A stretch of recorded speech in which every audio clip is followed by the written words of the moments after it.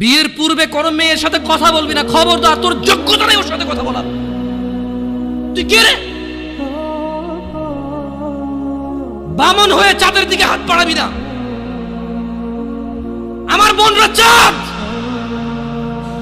ওয়াল্লাহি যেদিন ইসলামী শাসন আসবে, যেদিন ইমাম মেহেদী আসবে, যেদিন ঈসা আলাইহিস সালাম আবার আসবে, ওনার বন্ধের উপর যারা হাত দেবে উনি হাত কেটে ফেলবে। তুই বামন হয়ে চাঁদের দিকে হাত বাড়াইস না। আমার বোনরা চাঁদ। ইসলাম মেয়েদেরকে চাঁদ বলেছে আর তোকে বামন বলেছে। বেটা তুই বেটা ছেঁড়া খাতায় শুয়ে লাখ টাকার স্বপ্ন দেখিস, বিয়ের আগে মেয়ের গায়ে হাত দিস। তোর সাহস কত? তোর সাহস কত? তুই জানিস না মুহাম্মদ সাল্লাল্লাহু আলাইহি সাল্লাম বলছে নেক স্ত্রী দুনিয়াতে যা আছে ওর চেয়ে বেশি উত্তম।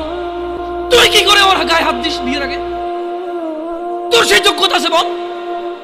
তোকে আল্লাহ জাহান্নামে ফেলবে, তোকে আল্লাহ জ্বলন্ত আগুনে নিক্ষিপ্ত করবে, তোর শরীর পচবে, তোর শরীরের গন্ধে জাহান্নামীরা থাকতে পারবে না। তোকে আল্লাহ এত নিকৃষ্ট শাস্তি দেবে। কেন? কারণ তুই এত বড় জঘন্য কাজে লিপ্ত হয়েছিস। আমারে বুঝাস না মেয়েরা খারাপ, মেয়েরা খারাপ।